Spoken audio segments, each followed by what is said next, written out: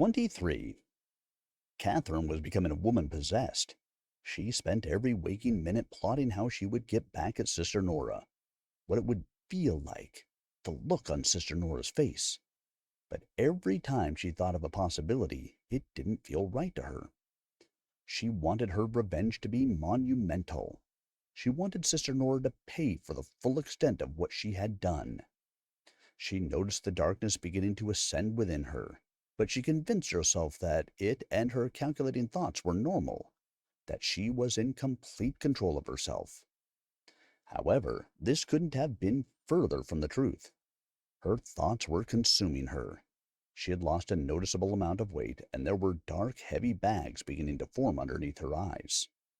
Had she been close to anyone in the orphanage, it would have been cause for concern, but her isolation meant that these changes went undetected.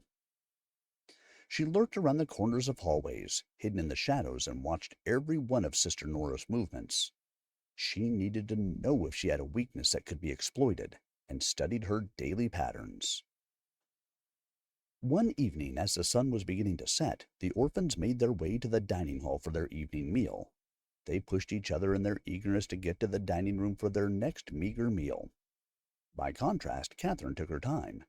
She didn't feel hunger anymore and was too caught up in her own thoughts to pay attention to what was going on around her.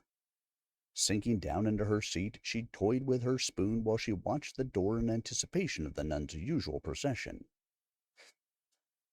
All of a sudden, one of the girls sitting next to her grabbed her wrist, forcing her hand to remain still. Catherine turned to glare at her, confused by the girl's behavior. She was met by a pair of wide, doe-like eyes and a quivering chin. "Please stop," she whispered. "What are you doing? You're going to get in trouble if someone sees what you're doing," she said as she nodded in the direction of the table. Catherine looked down and understood why she had been so concerned. She had been so focused on watching the door that, without realizing it, she had been digging the spoon into the table, marking it in the process. She dropped the spoon, straightened her back, and relaxed her hands, aware that her actions had frightened the girl. "I'm so sorry. I didn't realize what I was doing. It won't happen again," she said, and gave her a fleeting smile. The young girl glanced at Catherine nervously before turning away. Catherine exhaled as a wave of calm washed over her and rolled her neck to reduce some tension. She noticed how badly she had damaged the table. The varnish was scratched off and the wood had been chipped. She swallowed her frustration. So much for remaining subtle, Catherine thought, rolling her eyes. She turned to look back at the door once again, just as the bell rang to signal the entrance of the nuns. The dining hall fell silent as the girls focused their attention on their plates. Nobody dared to look up, except for Catherine. She wanted to look Sister Nora in the eye as her first act of sheer defiance. She wanted to show her she was no longer afraid of her and refused to be submissive. The nuns made their way towards their seats in a moving wave of black and white, with Sister Nora taking up her usual place at the back of the row. Catherine clenched her hands. She couldn't help the anger stirring in her stomach and started to shake with rage. As if sensing a shift in the girl's mood, Sister Nora scanned the room until her eyes came to rest on Catherine, her malevolent smirk fading as they locked eyes. Her brow was furrowed and her eyes were narrowed into slits. Catherine took the nun's confused expression as a personal victory and refused to break eye contact as Sister Nora took her seat at the top table. As Catherine had expected, Sister Nora reached up to clutch the crucifix around her neck as if trying to absorb strength from it. It was clear she didn't know what to do about Catherine's defiance, and that she didn't like it.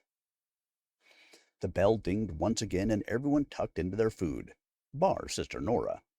Catherine sneaked a glance at the top table every now and then and noticed that Sister Nora hadn't stopped looking at her. Her plate remained untouched. Catherine placed her cutlery down once more and, in yet another act of defiance, leaned forward to give Sister Nora a smirk of her own. The nun's face turned dark as the madness returned like a shrouded veil. Unexpectedly, the doors burst open. breaking the tension between Catherine and Sister Nora and shattering the silence. In stomped a mangy-looking girl, wearing a tattered short-sleeved frock. Catherine couldn't recollect ever seeing her before. Some of the younger orphans, shocked by the brazen outburst, had dropped their cutlery in fear. One girl knocked over her water glass, resulting in a mess of shattered glass and water all over the table. Shocked and terrified that they'd be punished for having disrupted the silence themselves, some of them began to sob. The young girl who burst into the dining room marched past the orphans, shouting obscenities as she went. "You're a monster!" she shouted. "An evil woman that even God won't be able to save!" Sister Nora abruptly stood up but didn't utter a word. Instead, to Catherine's surprise, she let the girl continue her brazen tirade. Catherine, unbothered by what was happening, scrutinized the girl in the middle of the room. She was quite young, around 11 or 12 years old. Her hair was greasy and matted. She was limping and clutching one of her arms close to her chest. Her ashen face was stained from tears, and her lips were split and quivering uncontrollably. Catherine leaned forward and could see that the arm she was holding was discolored and bent in an odd shape. Catherine clicked her tongue and nodded her head in understanding. This girl had been sent to Sister Nora's office earlier, and this was the unfortunate result of the meeting. Catherine turned her gaze to Sister Nora, trying to gauge how she felt about this extraordinary outburst. She had a scowl that could darken the skies. Her hands were gripping her glass of wine so tightly, Catherine thought it would shatter from the pressure. The girl's outburst wouldn't go unpunished, Catherine surmised. Most likely, this would be the first and last time that Catherine would see this damaged girl. Catherine was numb to the inevitability of her death. It had become a part of her life now, and it no longer shocked her. The quivering girl started to walk towards the head table, her shrill screams echoing throughout the hall as she shouted at Sister Nora. However, she didn't have a chance to get there as Sister Nora had already moved towards her, knocking some of the plates over in the process. The sound of the porcelain hitting the floor and shattering into pieces didn't register with Sister Nora as she focused solely on stopping the girl in her tracks. She flew towards the orphan, sending plates tumbling to the floor in her fury, and her heels clacked against the floor with every forceful step towards the unfortunate orphan. She grasped the young girl's neck, lifting her off her feet and putting an immediate stop to her manic screaming. This was the first time Catherine had seen Sister Nora carry out an abusive act in public. Usually she waited until the darkest part of the night, when everyone was sleeping. Catherine looked around the room, observing everyone's emotions, like a spectator watching a dramatic show. Some of the orphans began to scream hysterically, while others were frozen to their seats, trembling with trepidation. Some clutched each other, their faces red and swollen from the endless tears streaming down. She thought one of the girls was vomiting because she heard retching sounds from one of the tables.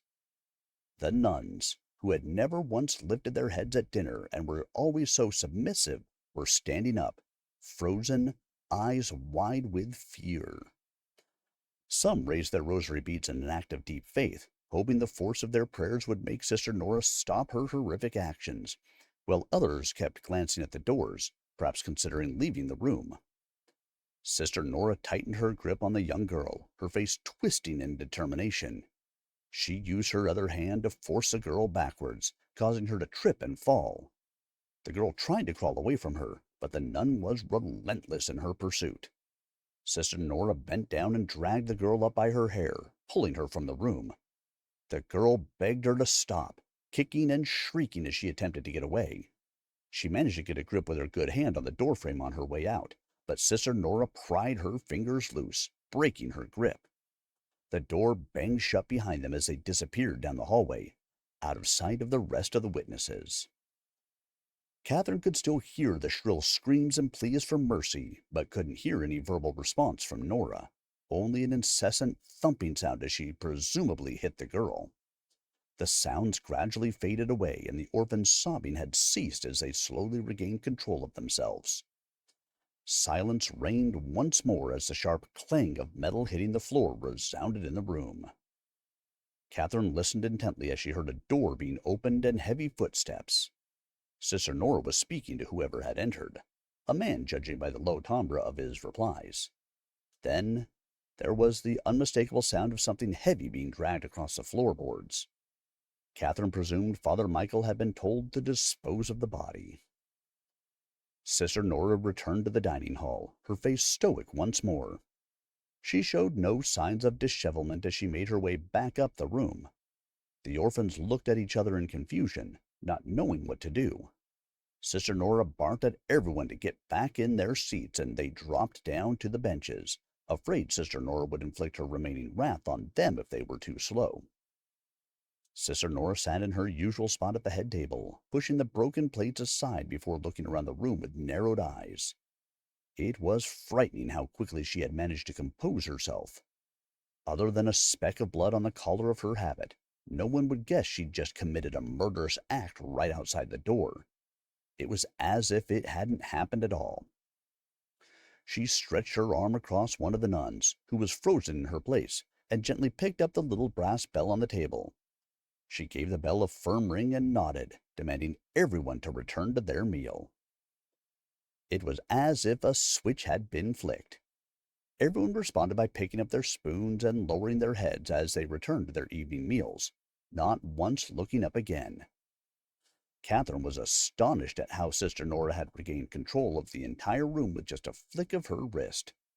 Her attitude demanded absolute obedience, and despite the unmitigated horror of her actions, no one uttered a word or attempted to run away.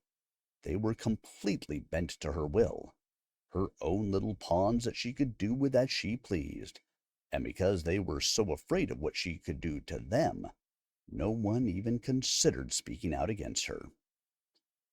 Katherine tilted her head to the side in bewilderment. She wondered what it would be like to have that level of control over people.